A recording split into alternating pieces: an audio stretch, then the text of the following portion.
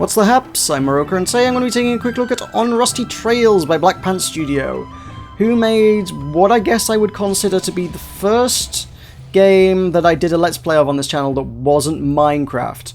They made Tiny and Big, which was, if you didn't catch that game, some fantastic physics-based shenanigans and tomfoolery and nonsense, and it was pretty cool. You had a big laser, and you could cut the world into tiny pieces, and it all fell apart in proper physics style. It was nice. I like that. I like that a lot.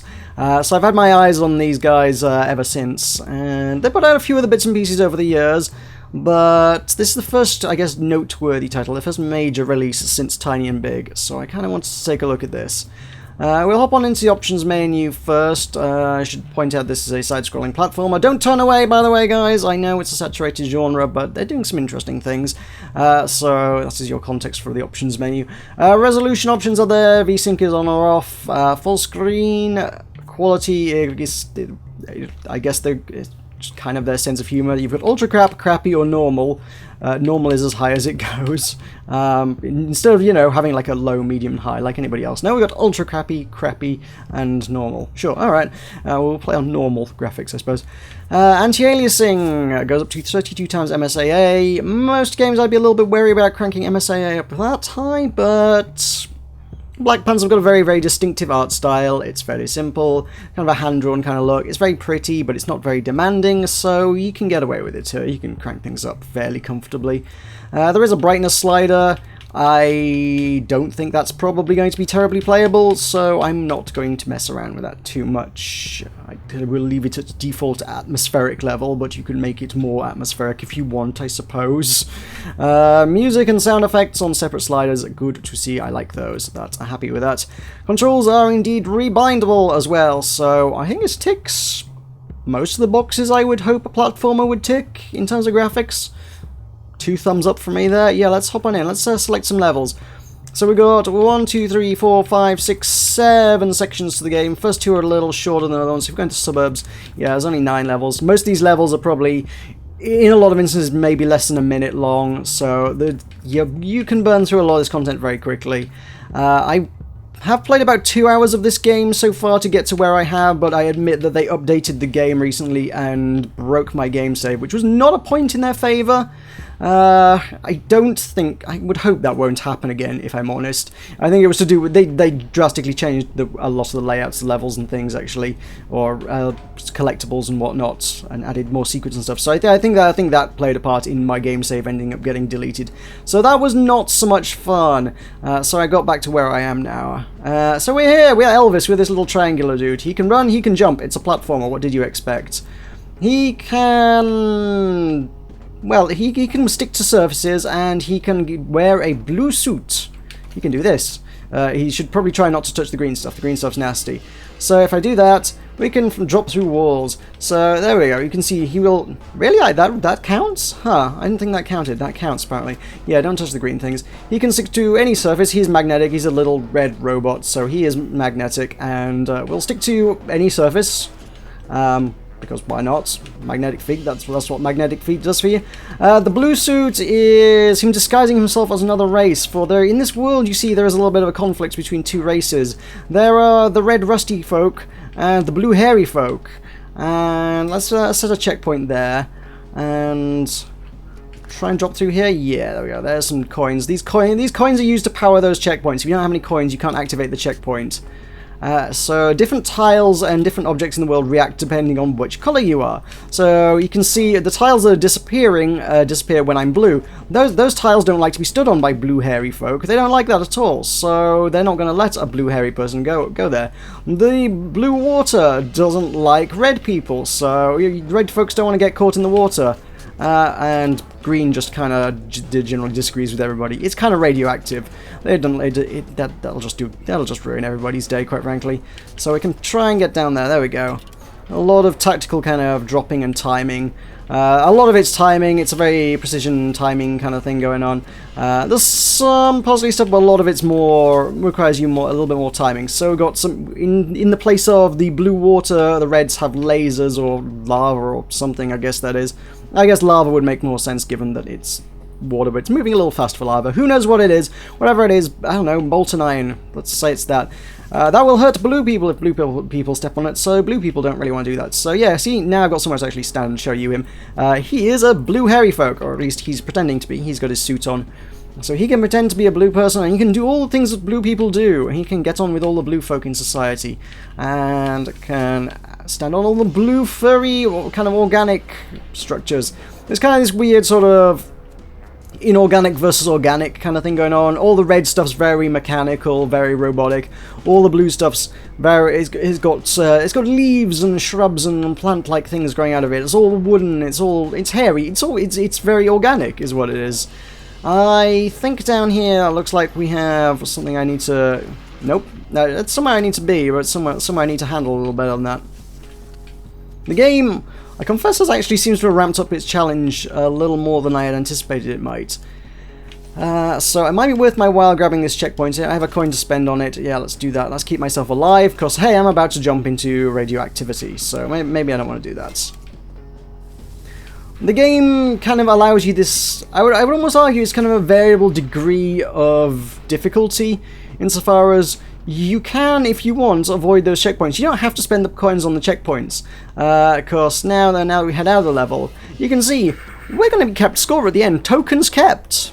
0 out of 4, I spent them all on checkpoints. But we are scored to a certain degree. We're scored on time, certainly. We're scored on death, certainly.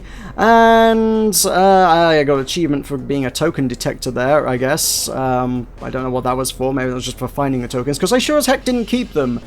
In the previous build, before they wiped my data, that was referred to as savings, which almost sounded like you were saving it up as a currency for something. I don't know if it has a purpose.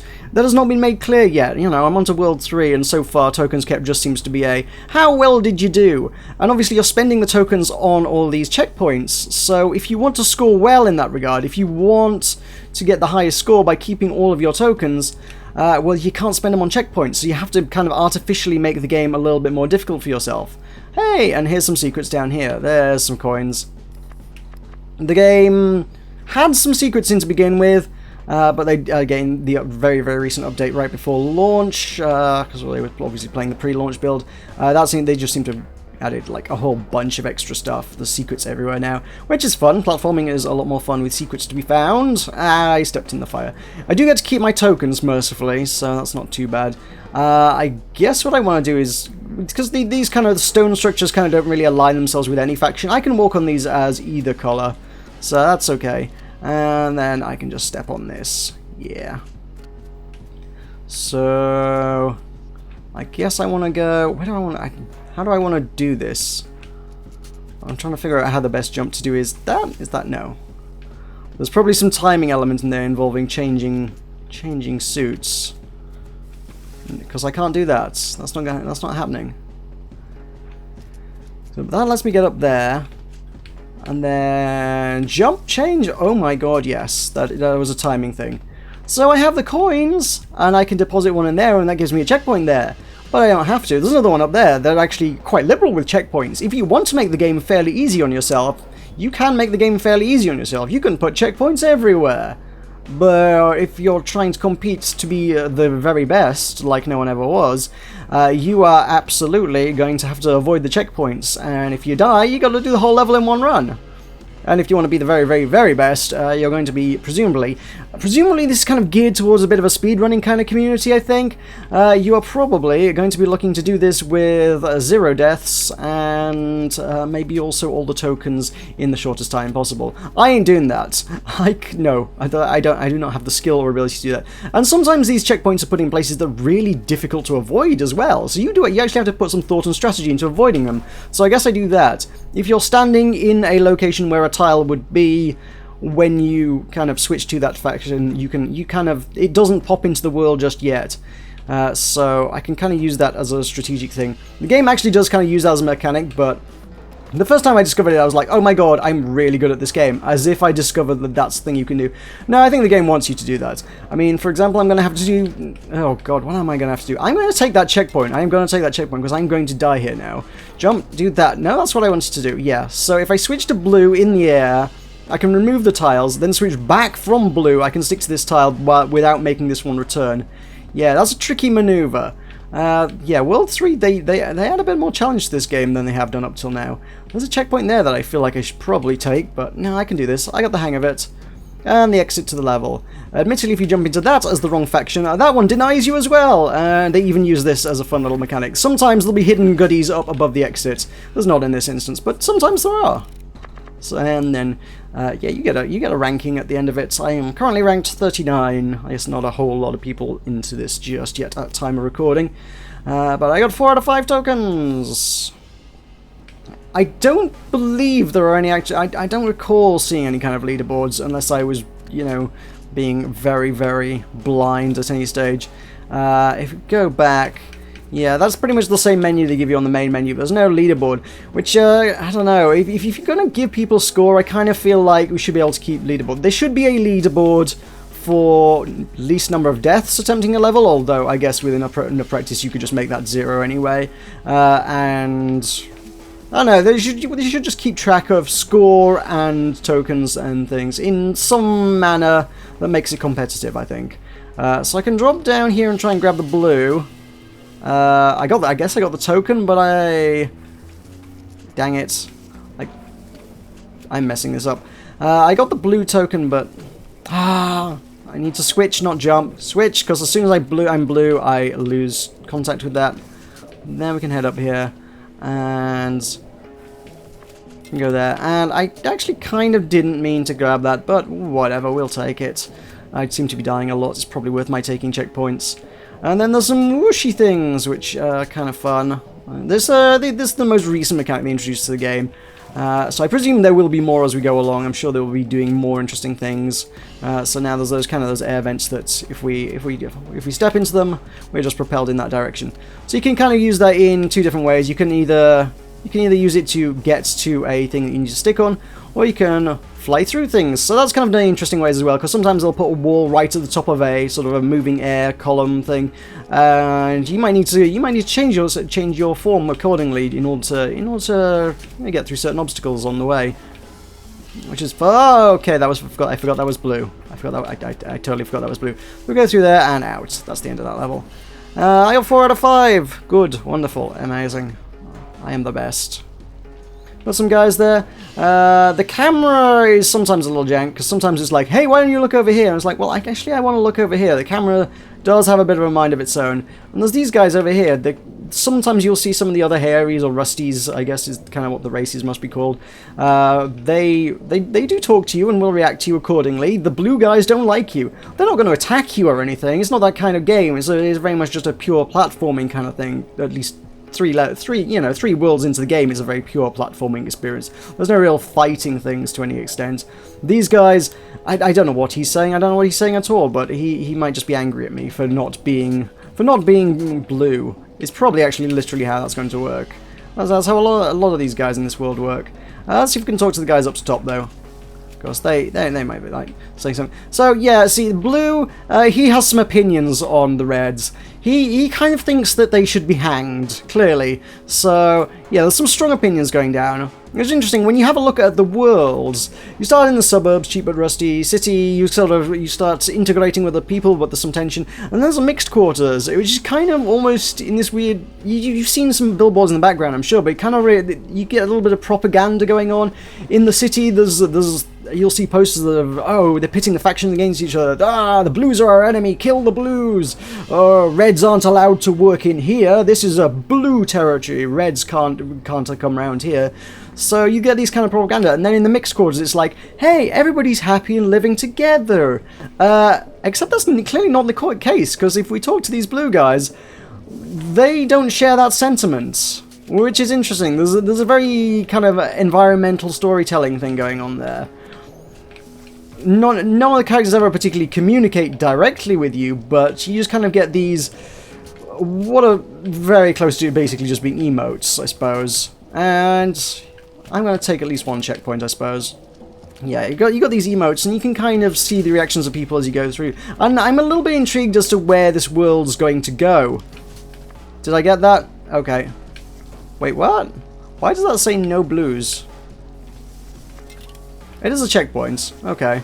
I don't know if that was a graphical glitch or if that checkpoint just... I don't know what was going on with that. What do I do here? That? No. Good job, I got a checkpoint. So you can see how this game would be, you know, a lot tougher if I didn't have the checkpoints. And I can just choose to do away with them if I want. Let's go there, let's go over there. Quickly drop down there. I don't want that checkpoint, because the exit is right there. And then I get to keep a coin. It's kind of a very organic kind of difficulty system. And I dig that. It's... In many ways, it's a very player-driven difficulty system, which is something Dark Souls was always credited as doing very well. Damn it, that's really bad. Yeah, occasionally you'll also throw some of these entirely different levels at you. So now we're just cascading through I guess, like a wind tunnel, and the world's going to adjust accordingly depending on what color we are. This one's more of a... Can I get through that? I can, yes. This one's, I don't know, it plays very differently to the rest of the game. And if you want to do it really quick, you can just try not to land on anything. You can do that. Avoid all the checkpoints and just don't touch any of the walls. And damn it, I fell into the water. I didn't even see the water coming. And you can try and set a really good time on that. It's quite satisfying to do actually, but there's so many obstacles. Especially if you're not taking the checkpoints, and I'm not. I should take some checkpoints. Maybe I should take some checkpoints. I don't know. The soundtrack to this game is also great. This is it's what I would expect from a Black Pants game. It's very reminiscent of Tiny and Big's soundtrack. Whether they've hired similar artists or not, or just gone for a similar kind of style, I don't know. I think for Tiny and Big, they hired kind of a lot of indie artists, musicians, indie artists that is, not video game. To do things. Oh, fire! I missed the fire. And you could kind of pick up cassettes, and it would tell you like their albums and stuff. So they kind of got credit throughout. This one hasn't done anything like that, so I think it may be an in-house thing, but it's very reminiscent, and it's still a great audio style. It's just a really cool world that they built. I really like this world. I love their art style. The sound's awesome, and they're doing some interesting mechanics here. As I say, I think the big thing holding it back is just that it's kind of a tired genre at this point. A lot of people are very, very sick of your indie platformers. There are so very, very many indie platformers in the world, and I think that's going to put a lot of people off, unfortunately. I would say people should probably give this a look, though. It's doing some cool stuff. If you're absolutely sick to death of the genre, I don't necessarily think this is going to change your mind.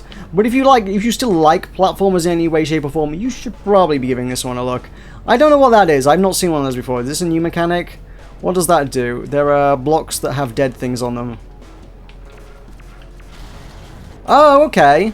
So if I go blue and touch it, it explodes. Okay, cool. New mechanic introduced. Very good. Down here we have some collapsible blocks, which kind of implies to me there may be some secrets hidden around here. Or not. They just put some collapsible blocks down here for no reason. There are occasionally secret rooms that you can find. I would have quite liked to have found one just to at least demonstrate that to you, but no such luck.